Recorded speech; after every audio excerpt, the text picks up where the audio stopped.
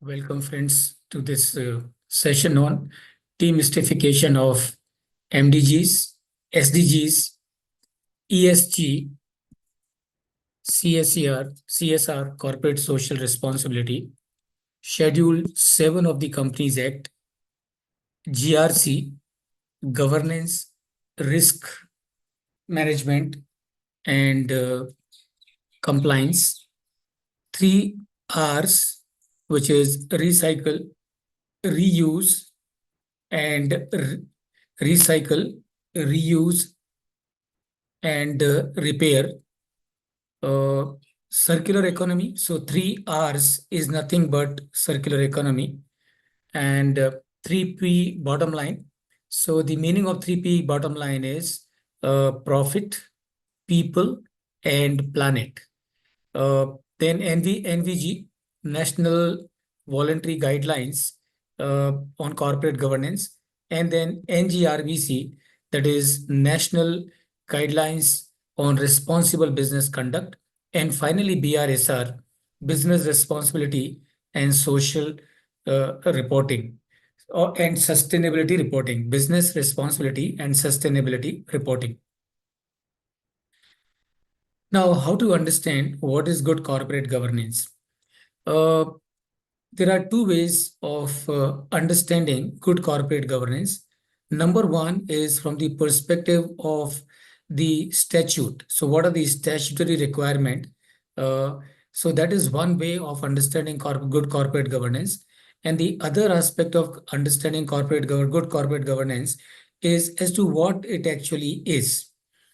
If we have to understand good corporate governance, then the main set of regulation that we have in this country for the good corporate governance, it comprises of Companies Act, LODR, that is SEBI's listing obligation and disclosure requirements, IND-AS, which is Indian Accounting Standards, and IGAP, which is Indian GAAP, or the earlier the accounting standards which were prevalent before India moved to IND-AS. Of course, IND-AS is applicable only for the companies which are listed or in the process of listing, or whose net worth is more than 250 crore.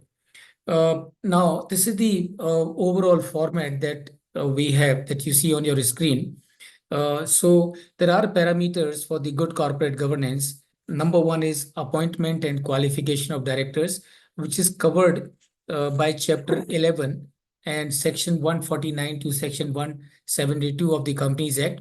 And it is also covered by Regulation 17 of LODR 2015.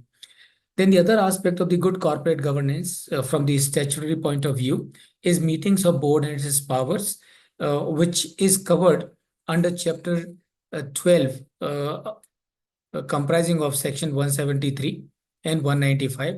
Again, it is part of the LODR 2015. Then there is a very important requirement, and that is of Audit Committee, which is as per Section 177 of the Companies Act.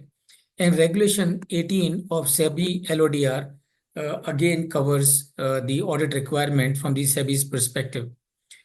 Then you have the requirement of independent director, which is as per Section 149 and 150 of the Companies Act, and which is covered under Regulation 25 of LODR. Then there is a code of conduct, which of course is a code of conduct for independent director. So the Schedule 4 of the Companies Act talks about the code of conduct for independent directors, which is a very important document from the perspective of ensuring that the independent directors do their job well. And Schedule 4 prescribes the minimum in this respect. Then we have Section 188. Section 188 is about related party transaction, and I'm sure all of us are fully aware significance of related party transaction in the context of good corporate governance. Apparently, a related party transaction is a tool which is used by the unscrupulous businessmen for indulging into malpractices as far as the good corporate governance is concerned.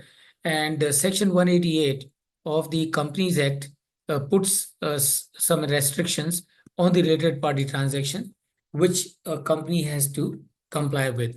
Again, Regulation 23 of LODR also talks about the related party transaction requirements which a company has to comply with. And as regards the accounting standards, so you have India's 24.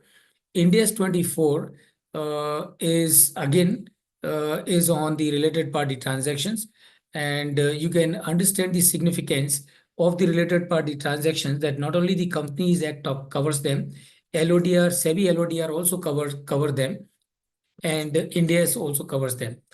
Then you have Section 143, which is about the role and power of auditors, a very important part of the good corporate governance, because audit as a function is an essential and integral part of the good corporate governance. And obviously, the role and power of the auditors plays a very important role in this regard. Then we have accounting standards. So Section 133 of the Companies Act stipulates that all the companies which are incorporated as per the Companies Act do have to write and prepare their accounts as per the prescribed accounting standards. So in case of the listed entities or the entities which are in the process of getting listed, India's is applicable, and the entities to which India's is not applicable, IGAP is applicable. And this is what has to be taken care of by the companies so as to statutorily fall in place as far as the good corporate governance is concerned. And then Regulation 48 of the LODR 2015 is again about the accounting standards. And of course, I have mentioned about the Indian GAAP and also the entire Indian IGAP for the companies which are not listed and or whose turnover is less than 250 crores. And finally, of course, Section 135, which is on corporate social responsibility. So under the corporate social responsibility, you also have BRSR report now. Earlier it was BRR report, business responsibility reporting, and now this BRR response business responsibility reporting has been changed to BRSR report, which is business responsibility and sustainability reporting. So friends, this is one part of the statutory framework that is applicable for the Indian entities as far as the corporate governance is concerned. But remember, it does not stop here. There are many other requirements. So for a listed company, the company will need to take care of the listing obligation and disclosure requirement regulations, popularly known as LODR. Listed company will also need to comply with the issue of capital and disclosure requirements regulation 2009, which is popularly known as ICDR. So ICDR becomes applicable to a company which is in the process of getting its securities listed on the stock exchanges. And once it becomes applicable to such entities, of course, it continues to remain applicable to them going forward as well. Likewise, for the listed entities, SEBI prohibition of insider trading regulation 2015 also is mandatory. And then for again, all these things that we are discussing now is with respect to the listed entities. So the substantial acquisition of shares and takeover regulation will also be applicable in case of listed entities, popularly known as SEST. And then delisting of equity shares regulation 2009, share-based employee benefit regulations 2014, which comprises of the stock options and things like that. And then buyback of shares regulation 2018, in case if a company which is listed on a stock exchange and wishes to buy a share back, buyback of shares regulation 2018 would also be applicable. And SEBI issue of sweet equity shares regulation 2002. So these are the 8 regulations which are minimum applicable to a listed entity as far as the a good corporate governance is concerned. Now, we will, now having understood this, we also need to remember it's not that it stops here. So it's not that only